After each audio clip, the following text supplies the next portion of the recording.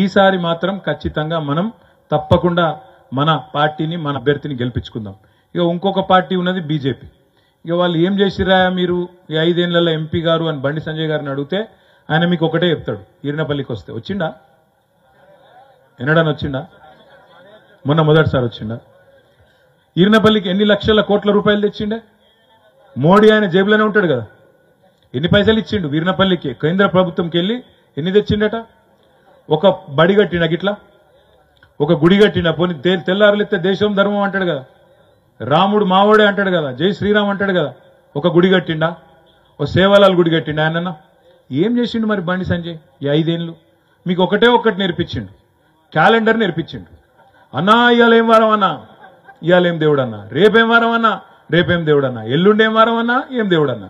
కాబట్టి దానికి ఎంపీ ఎందుకు మన క్యాలెండర్ కొనుక్కుంటే అయిపోయాయి. పంతులు నడితే ఆయన చెప్తాడు ఏం దేవుడు, ఏం క్యాలెండరు, ఏం వారం. మంగళవారం ఏ దేవుడు, బుధవారం ఏ దేవుడు, గురువారం సాయిబాబా, శుక్రవారం వెంకటేశ్వర స్వామి, హనుమంతుంది ఏం దినమే, మంగళవారం హనుమంతుడు. ఇది మనకు గుడెరికే. నేనేమంటున్నా, గది చెప్తానికి ఎంపీ కావన్నా నీకు? గట్టిగా ఉన్నావు అనుకో, ఏమయ్యా బండి సంజయ్ నువ్వేం చేసినావు 5 ఏళ్ళు? ఎంపీగా ఒక్క పని చేసినావా? ఒక ఊరికి వచ్చినావా అంటే అట్లాంటావా? నేను దేశం కోసం ధర్మం కోసం పనిచేస్తోని అని అన్నాను. నేనేమన్నా, నువ్వు ధర్మం కోసం పనిచేస్తోని అయితే సపరేట్గా మఠం పెట్టుకో, ఆశ్రమం పెట్టుకో. మాకు గీడ ఒక ఆయన ఉన్నాడు ఎల్లరెడ్డిపేట కాడ, ఆయన పేరేందో ఓమోజయనో స్వామీజీ ఉన్నాడు, ధర్మం కోసం ప్రచారం చేసుకుంటాడు. నువ్వు కూడా మఠం పెట్టుకో, ఆశ్రమం కట్టుకో, ధర్మం ప్రచారం చేసుకో. నీకు దానికి ఎంపీ పదవి ఎందుకు? పని లేక. ఎంపీ అంటే ఆయన ఏం చేయాలి? వినోద్ కుమార్ లెక్క పార్లమెంట్ లో కరీంనగర్కి ఏం కావాలనో అడగాలి, మా ఈర్నపల్లికి ఏం కావాలనో అడగాలి, ప్రజలకి ఏం కావాలనో చెప్పాలి. గవి ఎన్నడూ లేదు. ఆడ ఆయనకు మాట్లాడరాదు, ఇంగ్లీష్ రాదు, హిందీ రాదు. పార్లమెంట్ లో మాట్లాడుకుని తెలుగులో మాట్లాడుతారంటే ఈయన తెలుగు ఎవరికి అర్థం కాదు. మనకు తప్ప కరీంనగర్లో ఎవరికి అర్థం కాదు. ఏ భాషలో మాట్లాడాలి చెప్పు? ఇది బాధ. ఇక అసలు మనం ఎంపీ ఎత్తివి ఆగమై. ఇప్పుడు మళ్ళీ రేపు ఏమన్నా అంటేనేమో ఒక బాధ, గీత మాట అంటావా అంటాడు. నిజంగా ఏం చేసిండే 5 ఏళ్లలో? పిల్లగాన్లకు నెత్తి నిండా మతం పేరు మీద విషం ఎక్కిచ్చుడు తప్ప ఒక్క బుడ్డ పైస పని చేసిండా? మోడీ గారు అంటాడేమన్నా అంటే మాట్లాడితే రామ్ మందిర్ అని చెప్పి ఇంటింటిగా ఫోటోలు పంపిండా మీకు? వచ్చినాయా? దేవుడి గుళ్ళ భద్రంగా పెట్టిర్రా? ఎట్లయిపోయిందంటే పరిస్థితి, గట్టిగా తిడదామంటేనేమో దేవుడిని అంటావా? ఎందుకంటే ఇప్పుడు ఓదికేమో దేవుడు ఉండే, కిందనేమో బండి సంజయ్, ఇంకోదికు మోడీ ఉండే. తీసుకుపోయి మన ఆడోళ్ళేమో సీరియస్గా తీసుకుపోయి గుళ్ళల్లో పెట్టబట్టి, పూజా మందిరంలో పెట్టబట్టి. ఇప్పుడు వెనకటికి మనకు ఇళ్లల్లో కరెంట్ చక్కగా ఉండనప్పుడు సాయంత్రం కాగానే అట్లా లైట్ వేయక ముందు ఏమైతుండే ఆ దేవుని పటం మీద ఆయంత ఆ బలులు వచ్చి చేరుతుండే.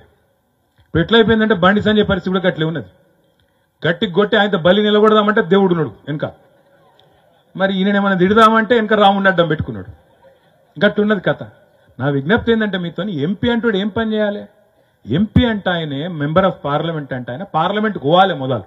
బండి సంజయ్ హాజరు, అక్కడ హాజరు శాతం ఎంతో ఎరికేనా మీకు? 5% కూడా లేదు. అంటే 100 రోజులు పనిచేస్తే పార్లమెంట్ 5 రోజులు కూడా పోలే ఆయన. ఆడికి బడి దొంగ, కరెక్ట్ మాట.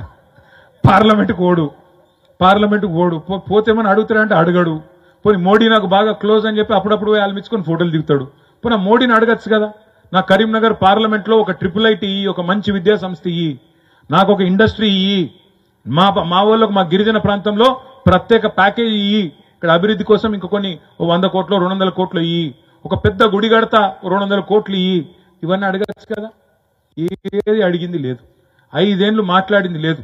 ఇక్కడ కేసీఆర్ని తిట్టాలి, ఊరి మీద వాడాలి, బొబ్బ పెట్టాలి, పిల్లగాళ్ళని ఎత్తి ఖరాబ్ చేయాలి. ఏంద్రా అంటే హిందూ ముస్లిం, హిందూ క్రిస్టియన్, హిందువై జీవించు, హిందువై గర్వించు. వీళ్ళు లేకముందు హిందూ కాదా మనం? వీళ్ళు లేకముందు, బీజేపీ వాళ్ళు రాకముందు మనకు దేవుడు ఎరకలేదా? మన ఇళ్లలో పూజలు చేయరా, వ్రతాలు చేసుకోరా, పండుగలు చేసుకోరా, బొట్టు పెట్టుకోరా? వీళ్ళు వచ్చినాకనే నేర్పించిరా? వీళ్ళే వచ్చి దేవుణ్ణి ఉట్టించి, వీళ్ళే వచ్చి మొత్తం దేవుడేందో మనకు పరిచయం చేసి, వీళ్ళు దేవునికి మనకు మధ్యన అదేదో అంబికా దర్బార్ బత్తి లెక్క భగవంతునికి భక్తునికి అనుసంధానం లెక్క బిళ్ళపియబట్టే. మనకు తెలియదా ఇది వరకు?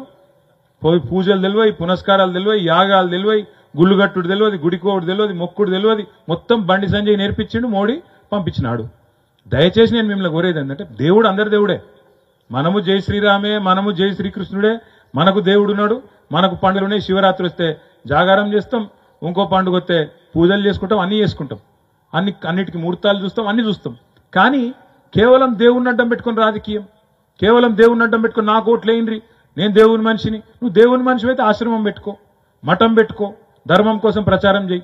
కానీ నేను మిమ్మల్ని అడిగేది ఒకటే, దేశం కోసం ధర్మం కోసం అని చెప్పుకుంటా గాలి తిరుగుడు తిరిగేటోడు కావన్నా, లేకపోతే కరీంనగర్ కోసం గట్టిగా కొట్లాడేటోడు కావన్నా ఆలోచించుడి తప్ప ఆగం కాకుండ్రి. వినోదన్న ఉంటే కరీంనగర్ కోసం కొట్లాడతాడు, మన కోసం కొట్లాడతాడు. గతంలో వీర్నపల్లిని ఎట్లయితే ఆనాడు దత్తత తీసుకొని పనిచేసిండో రేపటి రోజున కూడా అంతకంటే ఎక్కువ పనిచేస్తాడు. ఇలా మనం ప్రభుత్వంలో లేం. మనకు కరీంనగర్ పార్లమెంట్ లో 3 ఎమ్మెల్యేలు ఉన్నారు, 4 కాంగ్రెస్ వాళ్ళు ఉన్నారు. రేపు ఆ 4 చోట్ల కూడా వినోదన్న ఎమ్మెల్యే లెక్క పనిచేస్తాడు. మన నాయకులకు మన కార్యకర్తలకు కూడా అండగా నిలబడతాడు.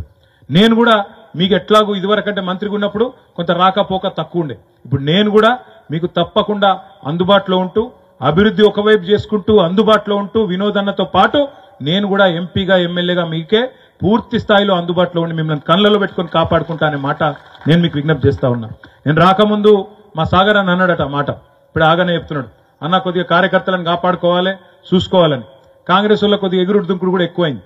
కొత్తగా అధికారంలోకి వచ్చారు కదా, ఏమైనా పోలీస్ ఇట్లా మనం సోషల్ మీడియాలో ఏమైనా పెట్టంగానే పోలీసు వాళ్ళు ఫోన్ చేస్తారు, అమీన్ సాబ్ ఫోన్ చేస్తాడు, ఎందుకు పెడుతున్నావా కాంగ్రెస్ మీద, ఎందుకు ఇది చేస్తున్నావు, ఎందుకు అది చేస్తున్నావు ఆ అధికారులు కూడా కాంగ్రెస్ తొత్తులాగా పనిచేస్తూ ఉన్నారు.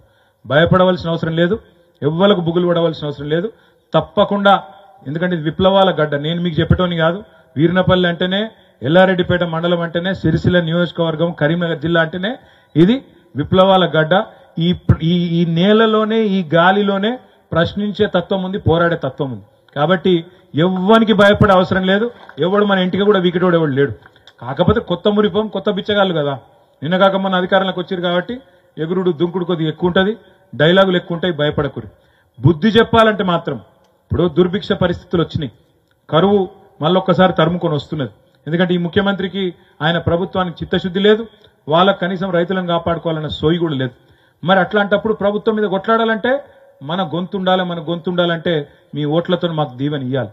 దయచేసి నేను మిమ్మల్ని కోరేది, మిమ్మల్ని ప్రార్థించేది, వీర్నపల్లి మండలంలోని ప్రతి గ్రామంలో, వీర్నపల్లి మండలంలోని ప్రతి గులాబీ సైనికుడు, ప్రతి గులాబీ బిడ్డ, ఈ జెండా కప్పుకున్న ప్రతి ఒక్కరు మేమే అభ్యర్థి, నేనే నిలబడ్డా, మా కేసీఆర్ నన్నే పంపించిండి అన్నట్టుగా, నేనే వినోద్ కుమార్ అన్నట్టు దయచేసి మీరు ఒక్కొక్కరు మరి హృదయపూర్వకంగా కష్టం చేసి ఒక్క 10-15 రోజులు గట్టిగా మీరు అనుకుంటే తప్పకుండా మనకు మంచి ఆదరణ వస్తుంది. ఎందుకు ఓటేయాలి కేసీఆర్కు అంటే, ఇలా మీకు ఎక్కడ పడితే అక్కడ మీకు బోలెడు ఉన్నాయి. ఆడపిల్లలకి ఇచ్చిన కళ్యాణ లక్ష్మి కావచ్చు, రైతులకు ఇచ్చిన రైతు బంధు కావచ్చు, ఊర్లలో ఇచ్చిన రోడ్లు కావచ్చు, మనం వ్యవసాయానికి మనం చేసిన చక్కటి పనులు, నీళ్లు తెచ్చిన విధానం కానీ, మల్కపేట రిజర్వాయర్ నింపిన విధానం కానీ, వీర్నపల్లికి లిఫ్ట్ పెట్టిన విధానం కానీ, ఇట్లా చెప్తే 1-2 కాదు, ఎన్నో ఉన్నాయి. ఎందుకేయాలి ఓటు కేసీఆర్ కంటే కారణాలు ఎన్నో ఉన్నాయి. గిరిజనులకు రిజర్వేషన్ 6% నుంచి 10% పెంచింది కానీ, తాండాలు 10 కొత్త గ్రామ పంచాయతీలు అయినాయి మన దగ్గర. తాండాలు పంచాయతీలు చేసి మా గిరిజనులకే, మా తాండాలో మా రాజ్యం, మా ఈర్నపల్లి కింద మేము ఉండం, మా తాండాలో మేము ఉంటాం అన్నారు. ఇలా తాండాలు గ్రామ పంచాయతీలు అయినాయి, 10 కొత్త గ్రామ పంచాయతీలు అయినాయి ఒక్క మీ వీర్నపల్లి మండలంలో. ఇట్లా గిరిజనులకు స్వయం పాలన అధికారం ఇచ్చినందుకు కానీ, పోడు భూములకు పట్టాలు ఇచ్చినందుకు కానీ ఎన్నో కారణాలు ఉన్నాయి ఎందుకు ఓటేయాలి కేసీఆర్కు అంటే. అదే మరి బండి సంజయ్కి ఎందుకే